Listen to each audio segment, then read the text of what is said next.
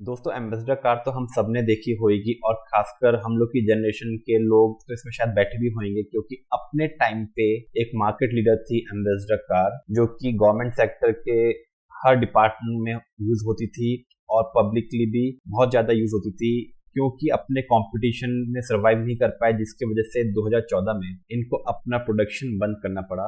2014 में अपना प्रोडक्शन बंद करने के बाद ये केवल मिनी ट्रक बना रहे हैं, जो कि वेना नाम से होता है, लेकिन कंपनी क्योंकि सेल्स ज्यादा कुछ अच्छी नहीं कर रही है, इसलिए नुकसान में ही थी और इनके रेवेन्यूज ऑलमोस्ट नेग्लिजिबल थे। लेकिन ऐसा क्या हो गया कि लास्ट 5 दिन में स्टॉक ने 70% रिटर्न दिया। अगर आप देखेंगे तो यहाँ पे 16 अप्रैल को स्टॉक का प्राइस था 18 रुपए और आज कंपनी ने का रेट है 31 रुपए। तो ऑलमोस्ट 5-6 ट्रेडिंग सेशंस के अंदर कंपनी ने 72% का रिटर्न दिया है। तो समझने की कोशिश करेंगे कि क्या एम्बेसडर में कुछ ऐसा हो रहा है जो हमें नहीं मालूम है। और इसके वॉल्यूम्स अगर आप देखें खासा, तो ये रेंज देखिए वॉल्यूम्स की कितनी ज्यादा इसमें वॉल्यूम परचेज हो रही है। तो इसका मतलब कि कोई ना कोई बड़े इन्वेस्टर्स इसमें इंटरेस्ट दिखा रहे हैं। और आइए इसी चीज को हम जानने की कोशिश करेंगे, डिकोड करने की कोशिश करेंगे क्या एम्बेसडर में ऐसा कुछ हो रहा है। हम टेक्निकल से बाद में आएंगे, पहले न्यूज समझने की कोशिश करते हैं कि क्यों स्पेसिफिकली ऐसा हो रहा है।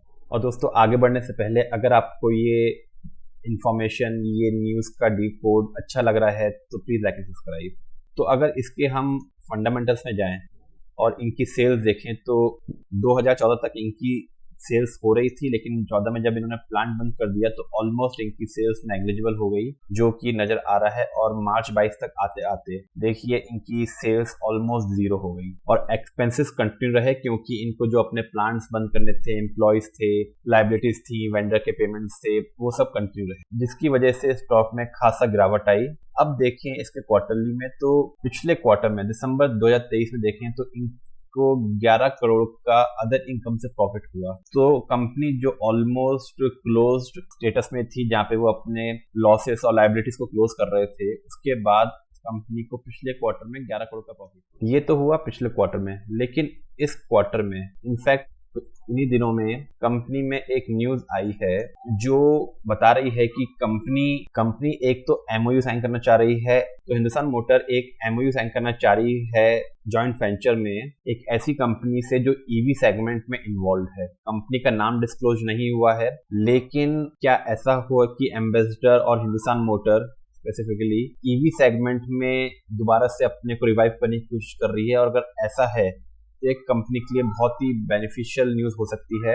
और जो चीज हमें चार्ट शोकेस कर रहे हैं और प्राइस दिखा रहा है पिछले 5 दिन में। दूसरा, वो एक MOS memorandum of agreement sign करना चाह रहे हैं, जिसमें वो अपनी एडिशनल लैंड जो कि वेस्ट बंगाल में प्लांट था जो बंद हो गया, उसके एडिशनल सरप्लस लैंड को वो यूज करना चाहते हैं फॉर अपकमिंग प्रोजेक्ट। लेकिन उसमें अभी कुछ चैलेंजेस हैं वेस्ट बंगाल गवर्नमेंट की तरफ से, जिसको वो रिजॉल्व करने की कोशिश कर रहे हैं। लेकिन जो सेकंड न्यूज थी जिसमें वो एमओयू एक जेवी में एक ईवी कंपनी के साथ में साइन करके शायद कुछ रिवाइव करने की कोशिश कर रहे हैं, ये इंटरेस्टिंग और ब्रेकआउट न्यूज हो सकती है अगर ये कंफर्म होती है। तो अब बात करते हैं टेक्निकल्स की। तो क्विकली इसके वीकली चार्ट पे आते हैं। देखिए कंपनी ने एक जो इनका प्राइस था 23 रुपए 2011 में, उसके बाद कांस्टेंट डाउनसाइड रही और नीचे 7-8 रुपए तक भी अवेलेबल थी। इनफैक्ट उसके भी नीचे आया, 3 रुपए तक आया। और उसके बाद फिर से कंपनी ने, क्योंकि इनकी सेल्स तो बंद थी, लेकिन जो इनका एक कमर्शियल व्हीकल विनर नाम से जो ये मिनी लोडर बना रहे हैं, वो एक प्रोडक्शन में है। तो उसके चलते कुछ स्टॉक में मूवमेंट आया और फिर से उसने अपने हाई को टच करने की कोशिश करी, जिसके बाद फिर एक कंसोलिडेशन आया, फिर नीचे आया 13 रुपए तक और वहां से रिवाइव किया। तो देखिए बहुत ही बेहतरीन कप एंड हैंडल पैटर्न बनना। अब फाइनली इस लास्ट 2 वीक में ये देखिए जो हम बात कर रहे हैं, जब इसने एक अच्छे वॉल्यूम्स के साथ में यहाँ पे ब्रेकआउट करने की कोशिश करी और ब्रेकआउट ही नहीं किया, बल्कि 70% रिटर्न दिया 2 वीक के अंदर, और खासकर 5-6 ट्रेडिंग सेशंस के अंदर। तो शायद यहाँ पे 16 अप्रैल को ऐसी कोई न्यूज आई है जो हमने बात करी एमओयू और एग्रीमेंट की, जिसके चलते एक उम्मीद बन रही हो इन्वेस्टर्स में कि अगर ये डील थ्रू होती है और कंपनी ईवी सेक्टर में दोबारा से अपने आप को स्टैब्लिश करने की कोशिश करती है, तो ऑब्वियसली एम्बेसडर एक ब्रांड है इंडिया में आज भी, तो उसका एक खासा बेनिफिट मिल सकता है इसको।